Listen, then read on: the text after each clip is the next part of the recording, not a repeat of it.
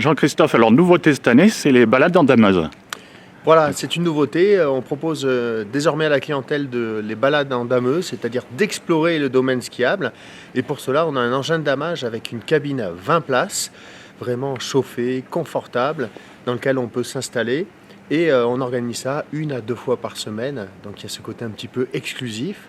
L'objectif, en fait, c'est simplement d'être immergé dans le monde des chauffeurs, c'est-à-dire la nuit. Ils préparent le domaine skiable, ils préparent le manteau neigeux.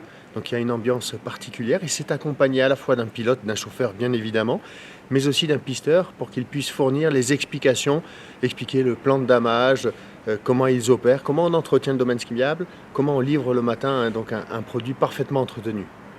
Parce qu'en plus, ce qu'il faut préciser, c'est que ça se fait, enfin, c'est pas uniquement pour promener les gens ou damer en même temps.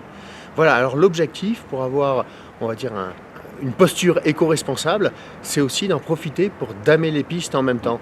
Et donc ça, c'est aussi un point très important. On en profite pour entretenir le domaine skiable et en même temps pour proposer une nouvelle prestation à la clientèle. Nous allons maintenant rejoindre le pisteur en question sur le front de neige de la station. Entre 1h45 et 2h, on va monter sur Sistron, au sommet de la station là-bas. Donc je pense qu'on aura un joli point de vue arrivé en haut. On aura un panorama 360, c'est déjà pas négligeable. Et pendant cette sortie-là, on va pouvoir discuter de tout ce qui peut vous intéresser sur les machines, sur le fonctionnement de la station, des différents services, sur la vie des pisteurs, voilà. C'est open quoi, donc chacun pose une question qu'il a envie. Tant qu'on sera dans la machine, après dehors il y aura peut-être un peu de vent là-haut, donc on se prend une petite pause de 10 minutes, le temps de prendre des photos, que tout le monde regarde un petit peu. Il y a moyen de faire monter les enfants devant, priorité, parce qu'en général ça les intéresse bien. Si tu as envie, hein, c'est pas une obligation. Hein. Et donc voilà, donc on va partir vers le secteur Saint-Sauveur, on va basculer de l'autre côté. Si vous connaissez un peu la station, on va monter à 2610 mètres, donc il fera plus frais, mais on aura une jolie vue je pense. Donc ça vaut le coup. Voilà, on est une dizaine, donc je sais pas, 2, 4. Alors qu'Olivier est en pleine discussion, voici qu'arrive notre taxi pour la soirée. On se reprépare pour la galerie. Donc on refait les mailles du pied, on repart les matelas, c'est l'environnement.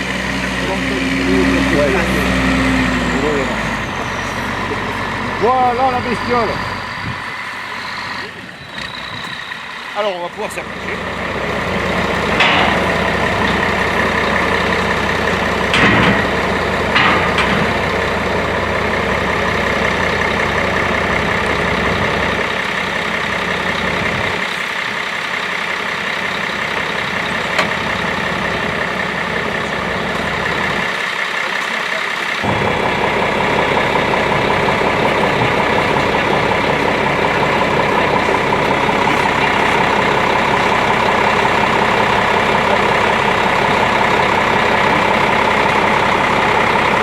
Et alors qu'Olivier fait connaissance avec ses passagers, nous allons remonter le temps pour nous rendre au garage où se déroulait le plan de damage pour la soirée.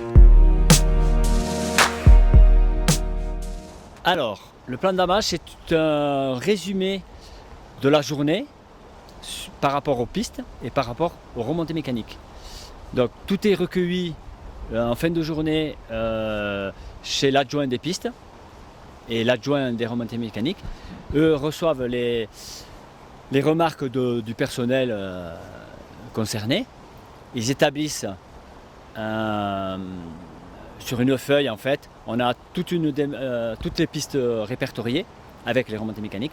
Et en face de ces pistes, il y a des croix. Voilà. Donc elles sont mises en fonction du travail à faire la soirée. Justement, tu parlais des remontées mécaniques. Parce que vous damez aussi les remontées mécaniques ? Alors exactement. En fait, sur les remontées, nous avons les départs et les arrivées des télésièges, même des télécabines, les entrées de télécabines, les sorties de télécabines.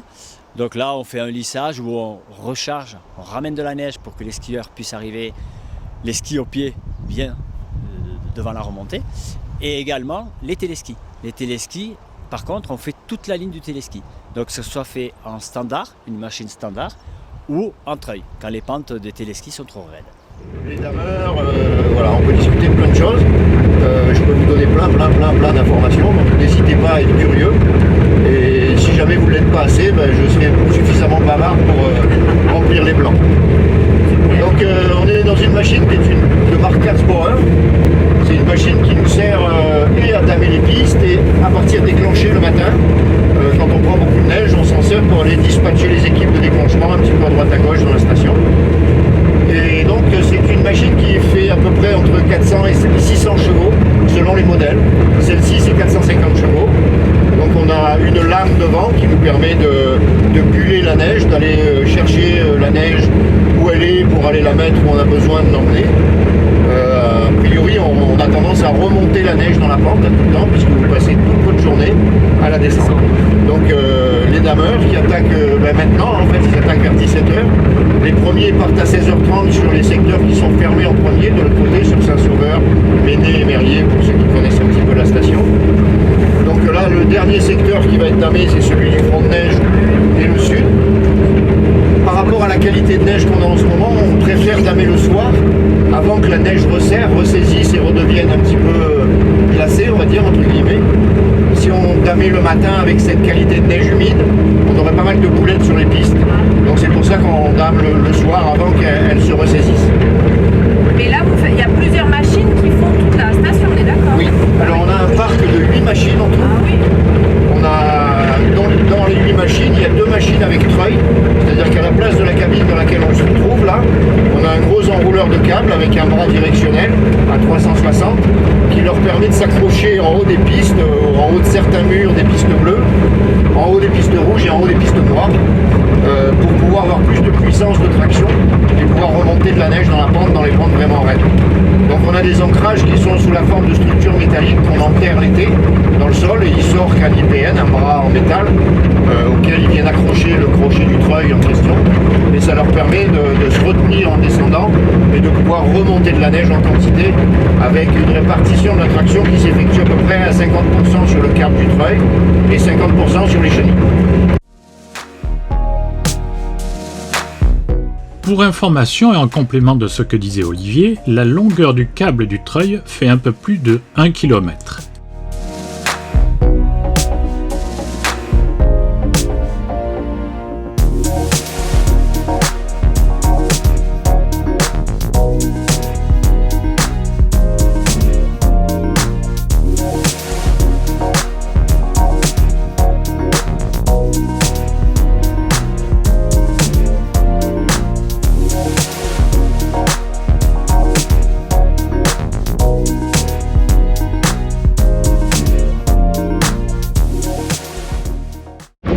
On a une machine plus particulière qui sert pour shaper le parc, le snowpark, avec les grosses bosses. Donc on a des débattements en fait de lames qui ont plus d'angles et de possibilités pour pouvoir remonter la neige et shaper des formes un peu particulières comme on peut voir dans les snowparks.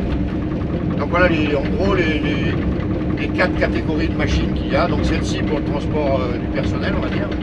Les machines à plateau ordinaires pour faire les pistes bleues, rouges, vertes, sans être obligé de s'accrocher, 2 machines à treuil et une parc-pulie, ce qu'on appelle, pour shaper le parc, le snowpark.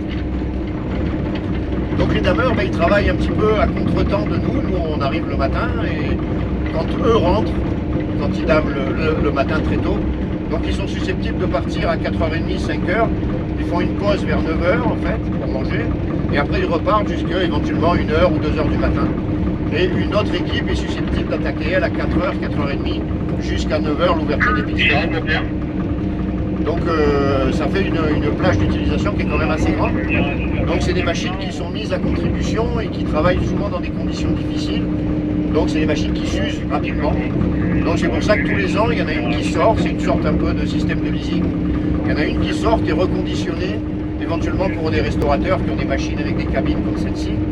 Et on en rentre une neuve, donc à peu près tous les ans, tous les 2 ans, si vraiment on a une saison où on n'a pas eu beaucoup de damage, comme la saison Covid par exemple, où on n'a pas travaillé comme ça, quoi. On a eu la chance d'être ouvert quand même, parce qu'on travaillait avec... On parlait de l'appendice qui est derrière, qu'on appelle la fraise, et on parlait du peigne. Donc la fraise, c'est un rouleau avec des dents comme on fraise en agriculture, hein, et en fait cette fraise, elle est réglable un peu dans tous les sens, c'est-à-dire qu'on peut régler la vitesse de rotation, on peut régler l'appui de la fraise, et on peut régler le sens de rotation. C'est-à-dire que sur une neige très dure, par exemple, on va la faire tourner à contresens pour pouvoir casser un peu la croûte de surface et pouvoir lisser derrière avec le peigne. Alors ce peigne, il vous fait des petites stries. Et ces petites stries, elles ont plusieurs utilités. Déjà, elles vont vous créer de l'accroche sous les skis que vous n'aurez pas si c'était plat, glacé. Donc la neige de printemps, quand vous venez skier le matin, elle est dure. Mais grâce à ces petites stries, ça vous donne une accroche pour vos quarts de ski ou de snowboard. Ça a une deuxième utilité, c'est que ça augmente la surface par rapport à un plat en fait. Comme on a des petits triangles qui se forment comme ça augmente de plus de 2 fois la surface du manteau neigeux et ça permet au manteau neigeux d'absorber plus de froid que si c'était plat. I'm a wall of danger. I'm addicted to the wild and nature. Les chenilles interviennent également dans le travail de la neige. En plus de permettre le déplacement de la machine, elles sont chargées lors du damage de brasser, d'aérer, mais aussi de compacter la couche neigeuse fraîchement déplacée.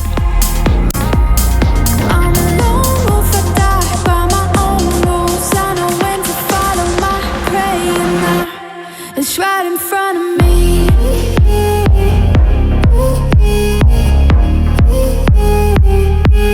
Right in front of me.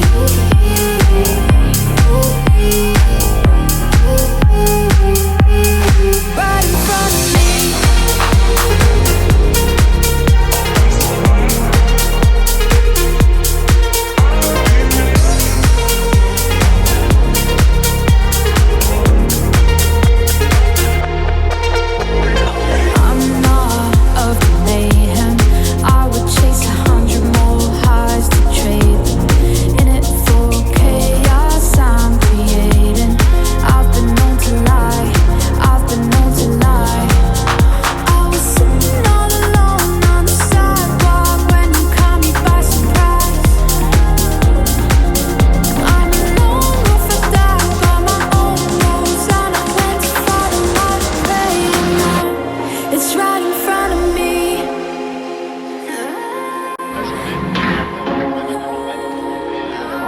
It's right in front of me.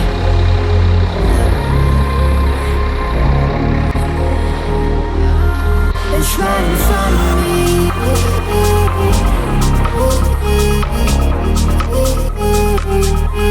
Right in front of me.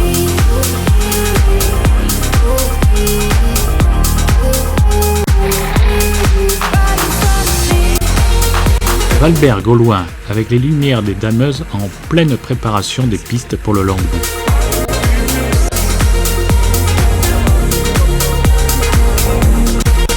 Le mont Viso qui culmine à 3840 mètres. Bon, mais il y a moins d'oxygène ici. Il y a moins d'oxygène dans le combat. Voilà, donc ici, quand vous restez suffisamment longtemps, vous produisez ce qu'on appelle les globules rouges et qui vont permettre de fixer plus d'oxygène dans le sang. Mais c'est pas instantané, il faut rester 15 jours, 3 semaines en pratiquant une activité sportive régulière. Et c'est pour ça que les sportifs de haut niveau montent en altitude pour mieux pouvoir redescendre avec ce surplus de globules rouges qui leur permet en fait d'être en suroxygénation quand ils redescendent.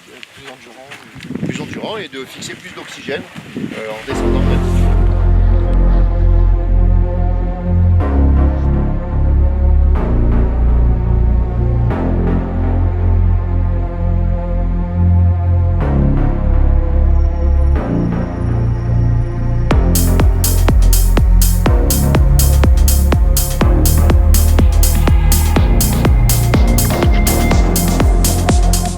Le mont Malinverne, le plus haut sommet d'Isola 2000, de 1938 mètres.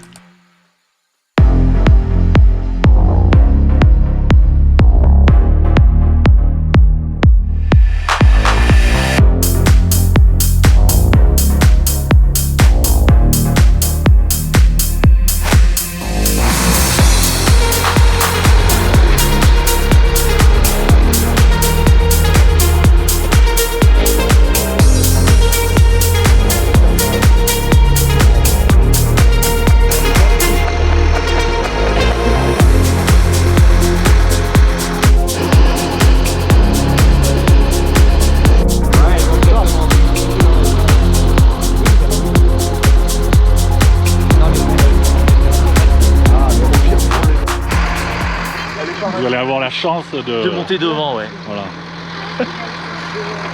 Bon, je prendrai vos impressions après. Voilà, c'est ça. C'est ça. Surtout que ça va descendre bien comme il faut.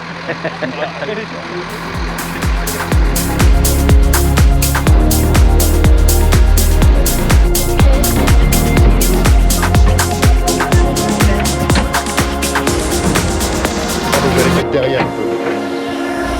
Quand on tirait tout doucement cette chaînette là, on ne savait jamais quand est-ce que ça allait partir. À une avalanche, c'est un peu pareil. C'est-à-dire qu'on ne sait jamais quand elle va se déclencher. Mais c'est pas l'accident. Après,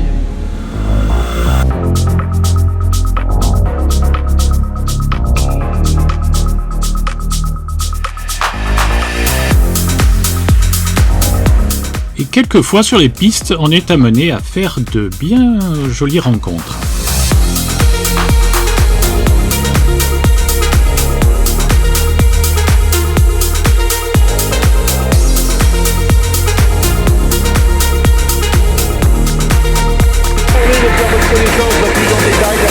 Alors, ces impressions, Olivier? Olivier, il est super content. Ah ouais, non, c'est génial, c'est génial. Bon, c'est assez impressionnant parce que ça descend quand même, hein. Mais franchement, c'est sympa. En plus, vous avez eu la chance de passer devant, vous. Voilà, pour le retour. 45 minutes de bonheur. Merci à vous. Franchement bien. Franchement, c'est très bien. Ça vaut le coup. Bon, allez. L'apéro, ça sera pas mal, franchement. Avec l'apéro, ça sera pas mal. un de ces quatre, on ira faire l'apéro. Voilà. Nous, il faut mieux nous voir au bar que la journée. Hein. Allez, c'est un petit intermède. Bonne soirée à tout le monde. Bonne soirée.